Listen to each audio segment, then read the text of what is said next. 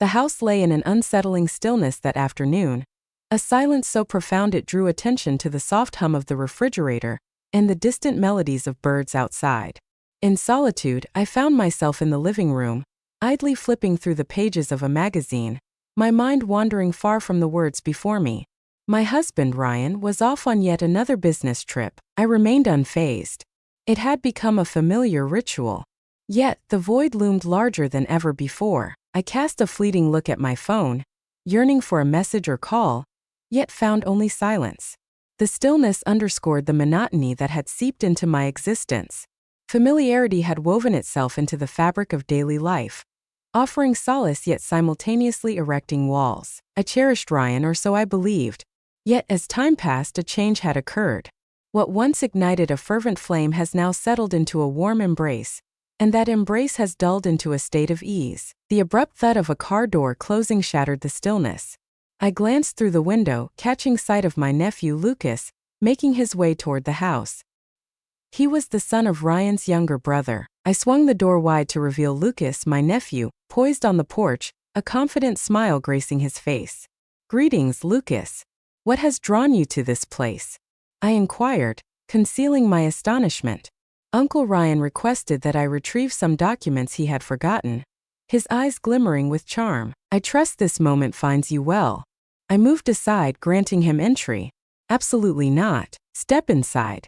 Upon his entrance, I observed the way he glided in, infusing the space with an invigorating energy.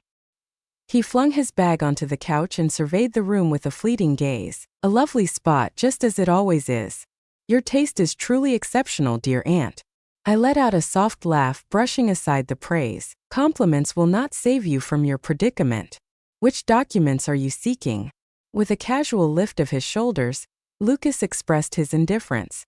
"There seems to be a matter concerning property documents, if I'm not mistaken." As he made his way to the study, I couldn't help but ponder the stark contrast between him and Ryan.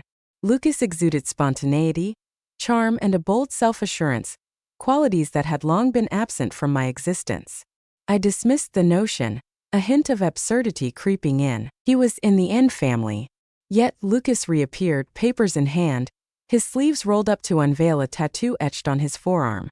Lucas noticed my gaze lingering on his tattoo and offered a sly smirk. "Do you find it appealing?" he inquired, a glimmer of mirth dancing in his eyes. "It's intriguing," I responded, a hint of embarrassment creeping in. We settled in and engaged in a delightful conversation, exchanging tales and laughter. Lucas's stories danced with life and wit, a refreshing departure from the dullness I had come to accept. In that fleeting instant, all else faded from my mind. The man I share my life with, the duties that weigh upon me, the silent expectations of decorum. It was merely Lucas and I, two souls entwined in a bond that eluded precise definition. The dialogue unfolded effortlessly, enveloping the space in a comforting warmth that had eluded me for years. Lucas reclined on the couch, our gazes locking for a heartbeat longer than necessary as he began to speak. His attentive listening, a sincere curiosity in every word I uttered, was disarming, almost intoxicating. In a fleeting moment, Lucas extended his hand toward the glass of water resting on the coffee table, and our fingers brushed against each other unexpectedly. The encounter was fleeting, yet it imprinted a lasting feeling in my thoughts. I instinctively recoiled, chuckling to mask my embarrassment, yet I could sense the warmth creeping into my cheeks. "Are you?" Lucas inquired, his voice fading into the air as he regarded me with a fervor that sent my heart racing. Though Lucas spoke with a relaxed demeanor, the intensity in his gaze bore into mine. "Absolutely," I replied hastily, rising to put some space between us.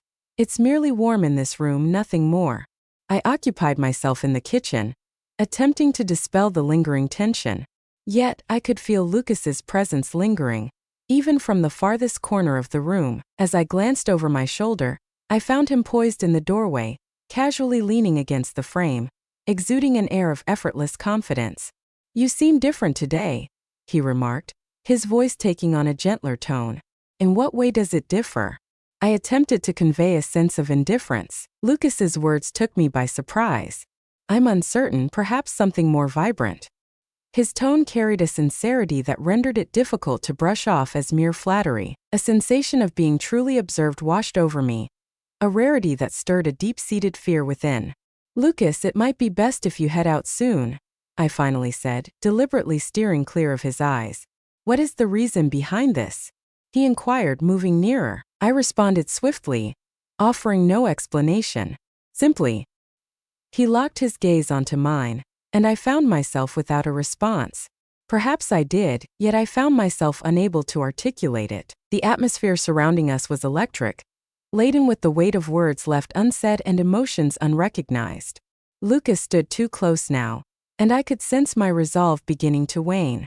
"Text, this doesn't feel right," I murmured, mostly to myself rather than to Lucas. "I know," he said, his voice calm and unwavering. "Yet, doesn't it resonate with a sense of correctness?" I gazed up at him, my heart pounding within my chest. In that fleeting instant, the entirety of the world slipped into oblivion. In that fleeting instant, it was merely the two of us, caught in a paradox that seemed both surreal and destined. Lucas extended his hand, lightly grazing against mine. I remained steadfast. The space enveloped us, the gap that once existed dissolving into nothingness, as though it had never been a part of our reality. My thoughts clamored for me to halt, to retreat, to weigh the repercussions. Yet I found myself unable to stir. As the tension reached its zenith, the creak of the front door swinging open abruptly fractured the stillness of the moment. My heart raced as Lucas and I swiftly parted ways, both of us instinctively turning toward the source of the sound. In the doorway stood my nephew, Lucas's cousin, his face a canvas of confusion and suspicion. "Hey," Lucas said, his voice measured, his gaze flitting between us. "Have I stumbled upon something in progress?" "No, of course not," I responded, a laugh escaping my lips that rang hollow, even to my own ears. Lucas was on the verge of departing, merely collecting some papers for me. With a casual grin, Lucas spoke to his cousin. "Indeed, that is correct." Tyler, his cousin, arched an eyebrow, a clear sign of his skepticism. As I struggled to regain my composure, Lucas began to walk away, his gaze meeting mine in a fleeting electric instant. "It seems the timing is just right," Tyler remarked, his tone devoid of emotion.